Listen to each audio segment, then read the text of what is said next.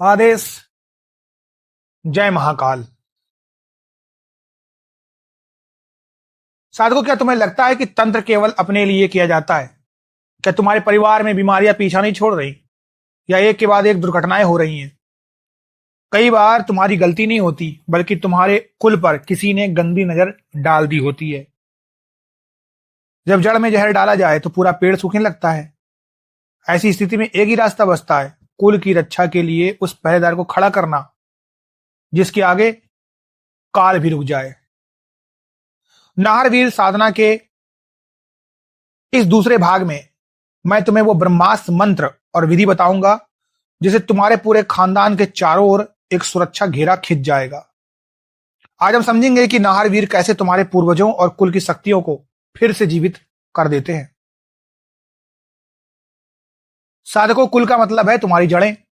जब कोई तांत्रिक या शत्रु तुम्हारे खानदान को खत्म करना चाहता है तो वह तुम्हारे पितरों का रास्ता रोक देता है या तुम्हारे कुल देवता की शक्ति को कील देता है। इससे घर में औलाद न होना, तरक्की रुक जाना और अकाल मृत्यु जैसी समस्याएं आती हैं।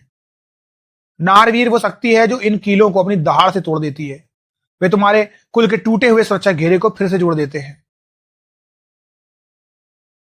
नारवीर का जो रक्षा मंत्र है उसे तंत्र में ब्रह्मास्त्र कहा गया है। यह मंत्र केवल शब्दों का समूह नहीं है, बल्कि एक तांत्रिक कोडिंग है। जब तुम इस मंत्र का उच्चारण अपनी नाभि से करते हो तो तुम्हारे रक्त में एक कंपन शुरू होता है। क्योंकि तुम्हारे शरीर में तुम्हारे पूर्वजों का अंश है, इसलिए यह मंत्र सीधे उन तक पहुंचता है और उन्हें जागृत कर देता है।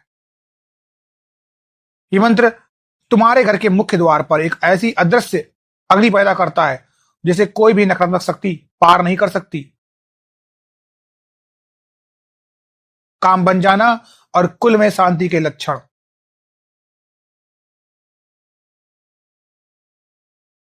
जब नाहरवीर का यह ब्रह्मास्त्र मंत्र तुम्हारे घर में गूंजने लगता है तो सबसे पहले मन की गंदगी साफ होती है।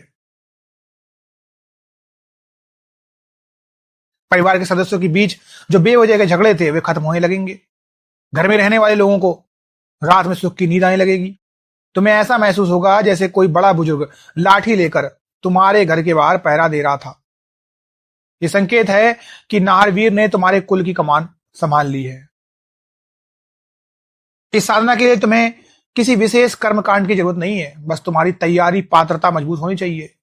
एक दीपक, साफ आसन और नाहरवीर पर अटूट विश्वास। मंत्र का जप करते समय अपना मुख उत्तर या पूर्व दिशा की ओर करें। नाहरवीर को सफेद मिठाई या बतासे का भोग बहुत प्रिय है। उनकी कृपा पाने के लिए तुम्हें अपने कुल के बड़ों का सम्मान करना शुरू करना होगा, क्योंकि वीर उन्हीं पर प्रसन्न होते हैं जो अपनी जड़ों का आदर करते हैं। कुल रक्षा की यह साधना अत्यंत गुप्त रखनी चाहिए। जब तक तुम्हारा रास्ता खुल ना जाए तब तक इसके बारे में किसी बाहरी व्यक्ति को ना बताना। अघोर में शक्ति छिपाने से बढ़ती और दिखाने से घटती है। देखो, नाहरवीर तुम्हारे कुल के गुप्त अंगरक्षक हैं। उनकी उपस्थिति का एहसास केवल तुम्हें अनोखी खुशबू या दिव्य गंध के रूप में होगा। इसे शक्ति का दुरुपयोग ना करें। इस शक्ति का आप बिल्कुल भी भूल कर भी दुरुपयोग ना करें, क्योंकि ये जो शक्ति है केवल रक्षा के लिए है, प्रहार के लिए नहीं है।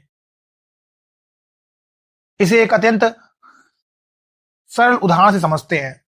देखो, जैसे एक बहुत पुराना बरगद का पेड़ है। उस पेड़ की टहनियां और पत्ते हम सब हैं और उसकी जड़ें हमारा कुल और हमारे पूर्वज हैं। अगर कोई जहरीला कीड़ा उन जड़ों को कुतरने लगे तो ऊपर के पत्ते अपने आप सूखने लगेंगे। तुम पत्तों पर कितना ही पानी छिड़क लो, पेड़ नहीं बचेगा।